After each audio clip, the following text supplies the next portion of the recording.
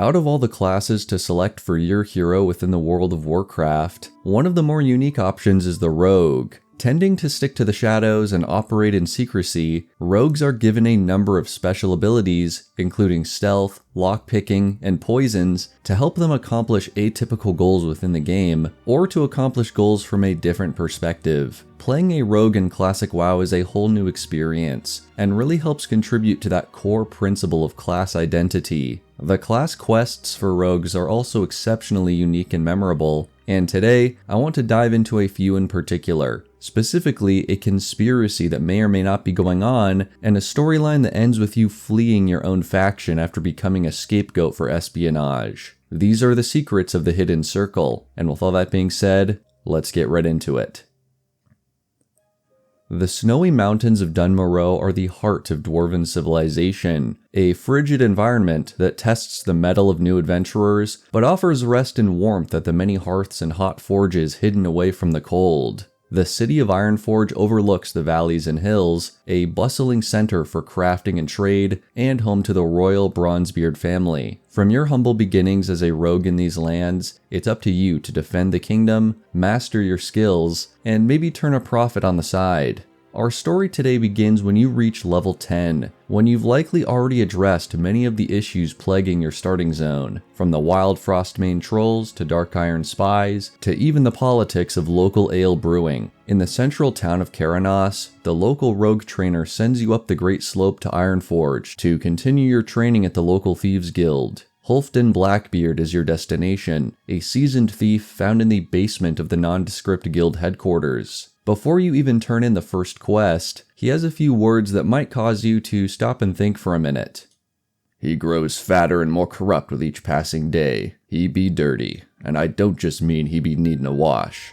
We don't know who he is at the moment, but the next step in the chain drops a lot of info about what's going on, and pretty much lays out the whole plan of the Thieves Guild, also known as the Hidden Circle.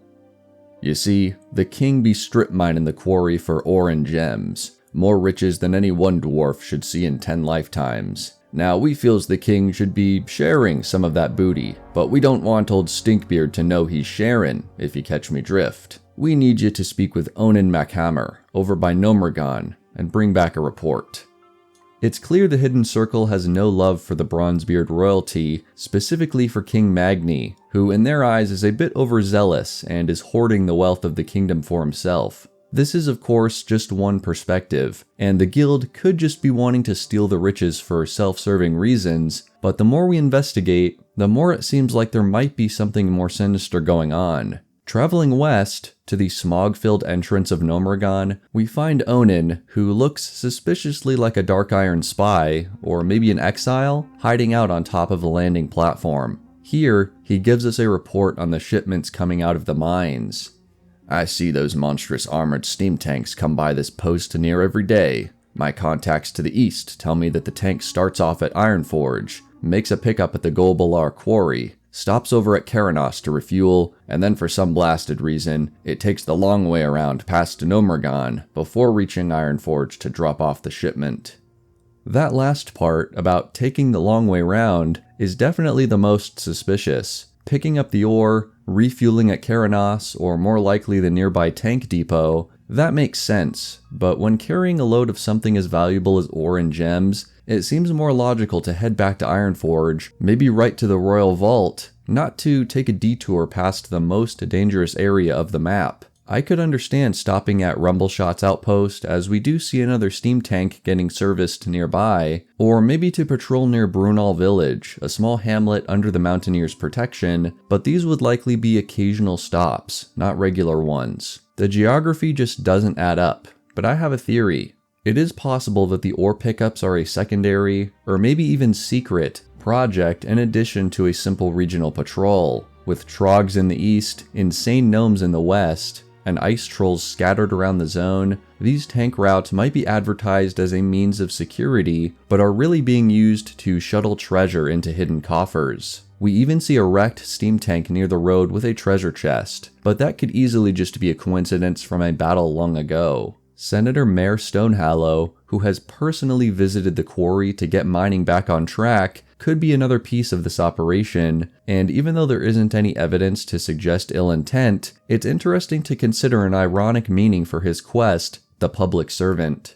This seems to be the most well-rounded explanation, as there doesn't seem to be any clues to suggest the dwarves are colluding with the leper gnomes or other factions as a part of this collection process. However, it is an odd connection that the leader of the gnomes here, a rarely spawning mage named Gibblewilt, drops 2 unique items, the foreman vest and foreman pants, the prefix of which refers to the leader of a mining or labor crew.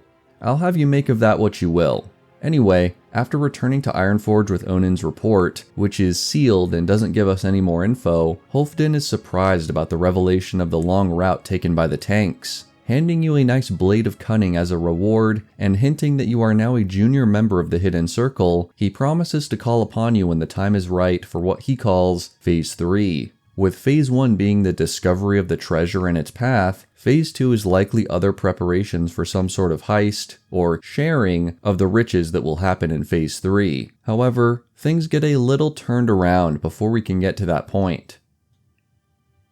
Sometime later, as a level 16 rogue, you might return for some training in the town of Karanos, and the local trainer there has a cryptic warning. "Where have you been? Halfdan's been looking all over the place for you. We thought the king may have put you in irons. Get to Ironforge as soon as possible and speak with him." It is perhaps more likely that you'll skip this intro step and head right to Halfdan anyway, but I think the breadcrumb quest raises the tension just the right amount. Your basement-dwelling friend explains what's going on, and it seems like your time with the Hidden Circle is already coming to an end. "So there we were, about to start plotting out Phase 3 when a couple of Magni's blockheads come barging in here talking about some kind of heist and arresting some of the Hidden Circle. Well, nobody puts the iron on old Blackbeard. The arguments got heavy and thick, and somehow your name was blurted out. Me advice, take the first griffin out of Ironforge and get to Stormwind." In case it's not clear, your trainer literally just sold you out to the guards to clear his own name, and now you're the one who has to go on the run. What a stand-up guy. I think this strongly hints that the guild was onto something with their planning, and their troublemaking drew the ire of someone high up in the Ironforge leadership. Whether or not there is some sort of grand hoarding conspiracy at work, it certainly seems like those steam tanks had precious cargo on board from the mines, but we still don't know where it was headed. Maybe this was one of the story beats covered up along with Old Ironforge, and in classic WoW we still don't know what awaits us down in the depths below the throne, even though it's still drawn out on the in-game map.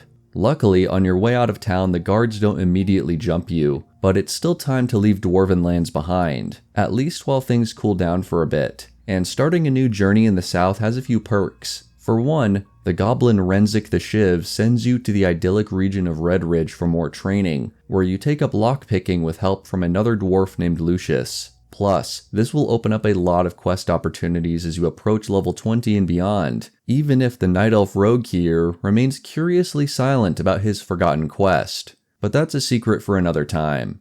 Thank you all so much for watching. I hope you learned something new about this overlooked rogue quest here in Dun Morogh, and maybe next time you head into this winter wonderland, you'll think about parts of it in a different way. I'm excited to hear your ideas and thoughts down in the comments, and until next time, may the Force be with you.